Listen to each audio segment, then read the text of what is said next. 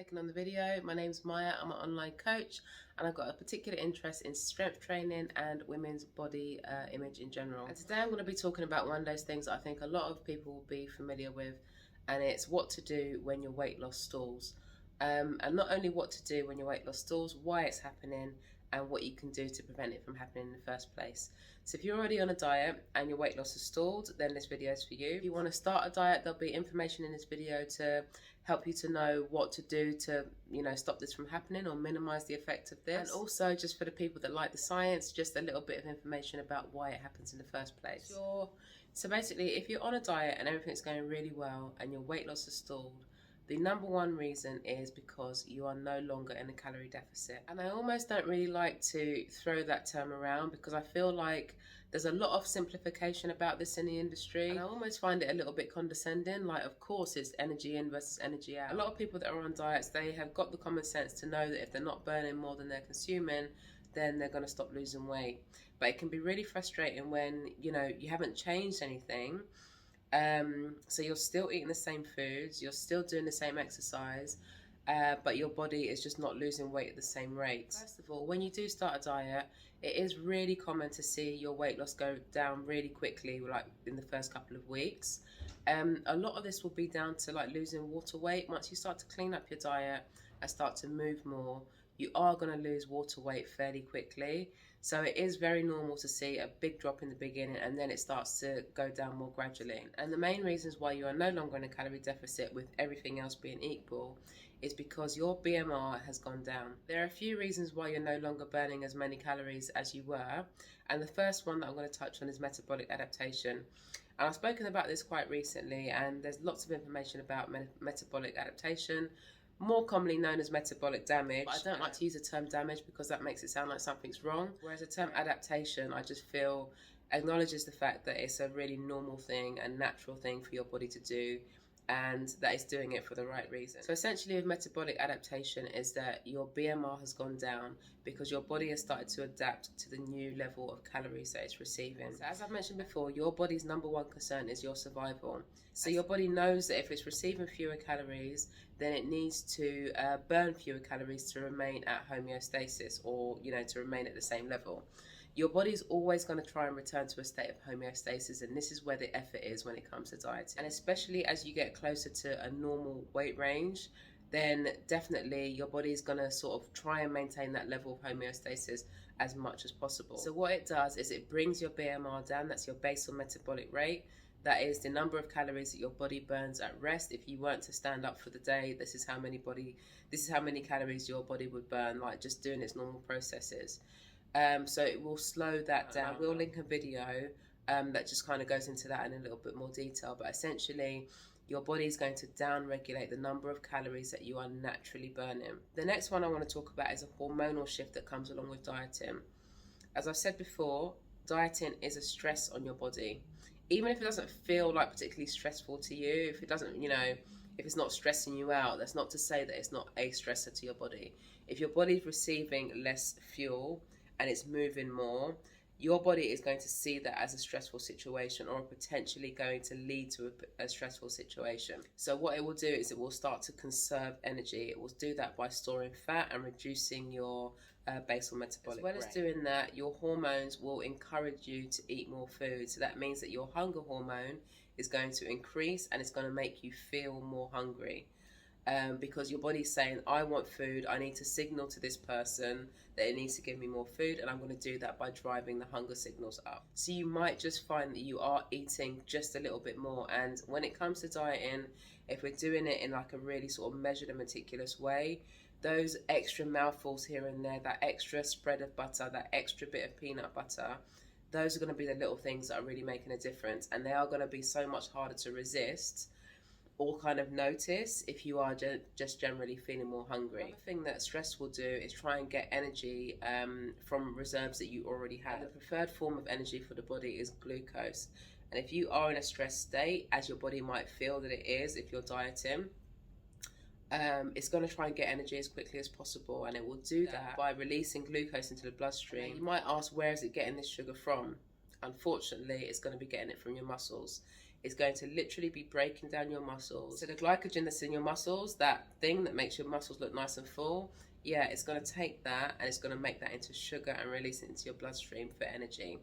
So not only are you going to have the increased blood sugar, which is going to be a no fat burning state, but you're also going to be catabolizing or breaking down your muscles. All those things, you might see that your weight's going up because you're starting to store a bit more water. Now, depending on how stressed you are, if you are not eating too much and you're training really hard, then you are sort of likely to see a little bit more water retention going on. And that can also drive the scales up. So sometimes the weight that you see that's gained from stress isn't like real weight. It could just be water. But, you know, if we're just looking at measurements on the scale, then stress has got this like really compounding, like layered effect, which is quite likely to drive the scales up. Another way that the body attempts to conserve energy is by literally decreasing your motivation. So you literally don't feel like moving as much. And I know what it's like at the beginning of the diet, you're super motivated, you just want to move all the time. And that's completely normal. But it's also completely normal that as you get into the diet, the further you get in, the further away from your homeostasis that you're getting, your body's going to sort of like pump the brakes and literally just get you to slow down. So it could just even be the small things like when you're walking, you're not walking quite as quickly as you were before because it feels like more effort. Or you feel like you're walking at the same pace, but actually you're walking a little bit slower. And also, you've been successful in your weight loss so far. So that means that your body now weighs less. And obviously, if you're moving less weight, that's going to burn fewer calories. I remember when I started wearing my fitness tracker, I did a stair mill workout and I was so surprised at how many calories I burned. Because, you know, like fitness trackers, they're not generous when it comes to calorie burns, right? So I was like, wow, this is, you know, like this is definitely going to be my go-to exercise. And I literally did that exercise for the whole time that I was on that diet. And by the end of it, I was almost burning half as many calories. Granted, the exercise did feel easier, but it didn't feel so much easier that it was literally going to cut my calorie burn in half. But as your body gets lighter and you get more efficient, then you're naturally going to be burning fewer calories, even though the intensity might feel the same. Okay, so what can we do about these three things? We've got metabolic adaptation, we've got the hormonal shifts, and we've got our naturally down-regulated calorie burn. So the first one we'll talk about is metabolic adaptation. The way that we're going to limit this is by trying to retain as much muscle mass as possible in the dieting phase. Now, obviously, we're not going to be focusing on building muscle because that's near to impossible while you're in a calorie deficit. But if we can retain as much muscle as we can, then that's going to keep our BMR as high as possible. And in order to do that, we're going to be weight training, progressive weight training. It's not going to be maintaining weights at the same level. We need to keep it progressive. And of course, we're going to be also fueling the body to support that muscle retention. So that means we're focusing on protein and carbohydrate. Those are the only two nutrients that we need to these are the two nutrients that are involved in protein synthesis. So of course we need fats for general health, but when it comes to retaining muscle, these are the two that we want to focus on. So as well as focusing on protein and carbohydrate, we want to keep the calories as high as possible, because of course if we drop the calories too low, we're not going to be able to retain as much muscle as possible. So we want to of course be eating few calories, enough to be in a calorie deficit, but we also want to be eating enough calories to retain the muscle. So essentially we're eating as many calories as possible while still losing weight. And naturally what's going to happen is that we're going to be at a certain level and then the weight loss is going to stall again. So we reduce calories slightly. Weight loss will stall again, we reduce calories slightly. But the main thing we don't want to do is drop those calories too quickly because you're just not going to be able to maintain your muscle mass. Now when it comes to the hormonal shift or the stress, of course we want to be looking at, you know, really sort of drilling down those stress management techniques, making sure we're getting enough sleep, making sure we're hydrated, potentially taking some supplements, magnesium, adaptogens, supplements that support your nervous system and just help you manage those stress levels. As well, we want to be making sure that we're getting organized, you know, taking away, you know, reassessing the surrounding factors, making sure that we're keeping our stress levels as low as possible. It's not always possible, like work stress, relationship stress, you know, things like that. But where possible, just really sort of like looking, where can I reduce stress in my life? Where am I stressing myself out?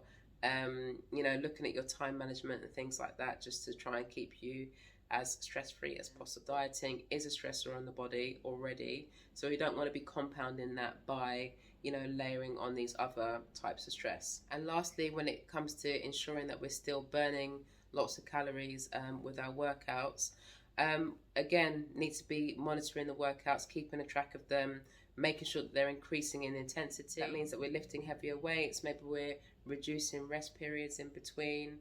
And when it comes to the cardiovascular exercises as well, which is where the real calories are going to be burnt, just making sure that we're keeping that intensity up.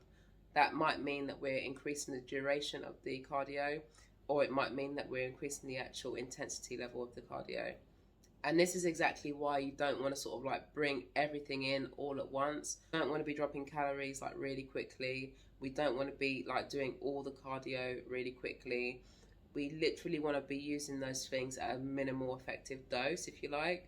So we're taking those things down as little as possible, or bringing the cardio in as little as possible, so that we've got somewhere to go.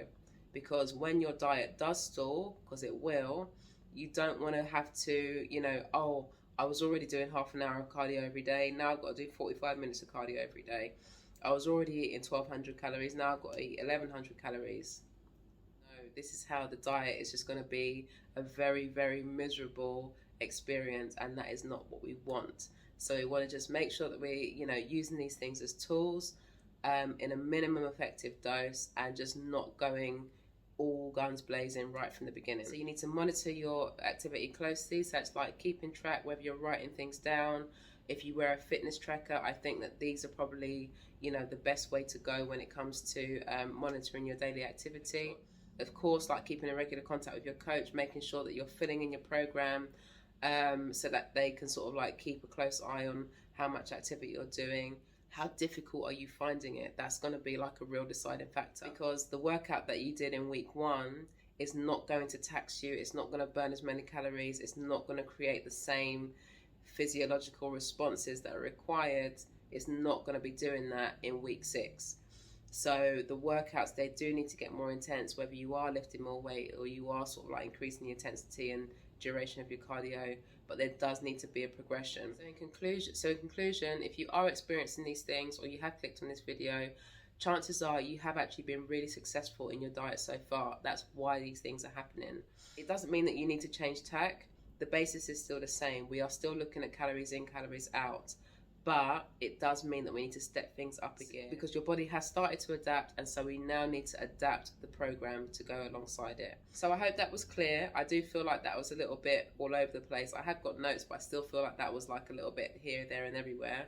So if you have got any questions, then feel free to drop me a comment, and you can ask me anything that's like a little bit more specific to you, and of course I will come back to you. Thank you for checking out the video, and I'll see you next time.